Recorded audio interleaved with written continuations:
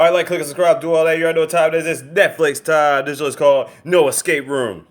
A lighthearted bonding opportunity takes a dark and decidedly dangerous turn when a father and daughter try out an escape room in a small town. So it's described as a supernatural horror film that came out in 2018. It's an hour 25 minutes long. Let me see if I can try to explain all this craziness.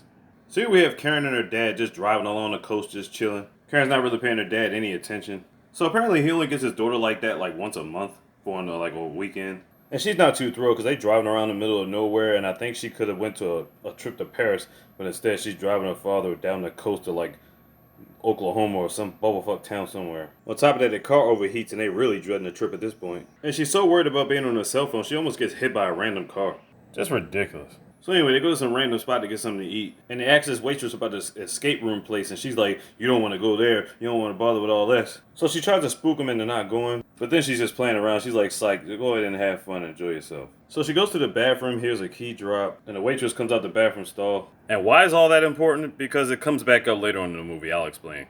So as they're waiting to get the car fixed, they go to the escape room mansion. This lady comes through there and freaks them out. You know, they think it's all part of the show. And they're going to be doing the rooms with 3 other people. Ty, Josephine, and Andrew. They make them all sign waivers. She gives them herbal tea. And makes them watch a video with some disturbing images. So after all that, they step into the room and now the game begins. So the object of these rooms is to find clues so they can get a key so they can escape to get to the next room. Now these are very complex clues and they don't give you a whole lot to work with. Now, Ty hates this kind of stuff, but he's only doing it for his girlfriend's birthday, so, you know, he's trying to be supportive. Well, anyway, they end up finding the clues, and it has something to do with the mask on the wall. After they get the key, Ty starts trying on the mask, and he starts seeing shit he ain't supposed to be seeing. So then he starts freaking out. But after he calmed down, they made it into another room. Josephine starts using the phone. Like, these phones are used as supposed to be able to call the spirits of the dead, you know what I mean? Like a Ouija board or something like that. But the thing is, she's hearing her voice back through it.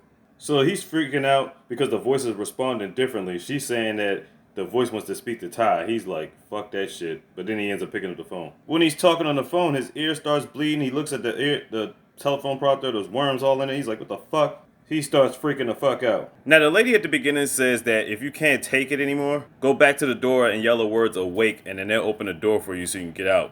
And that's exactly what Ty did. So after that, we were only down to 4. Alright, so now here's where it gets crazy. When they find the key to this room, the door only opens up to a daggone closet.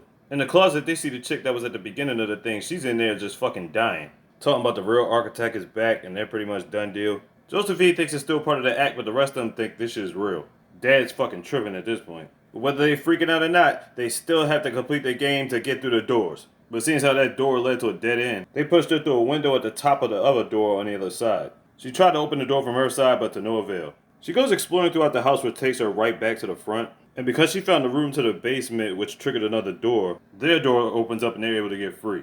While she's in there, she discovers a dead body that might be partially still alive. She thinks something's coming through the door, so she's about to go hide in one of those little spots. While everybody's still looking for Karen, they end up in another room. Karen's hiding from one dead body, but it turns out she's in there with another one that just happens to be moving.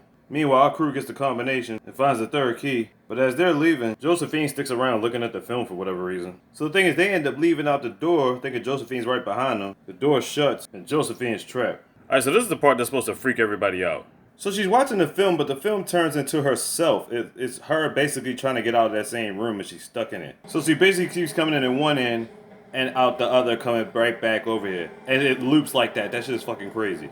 Here's one side note. You see that ladder right there? It does lead to a way out, right? So what the fuck were they looking for a key for in this room particularly?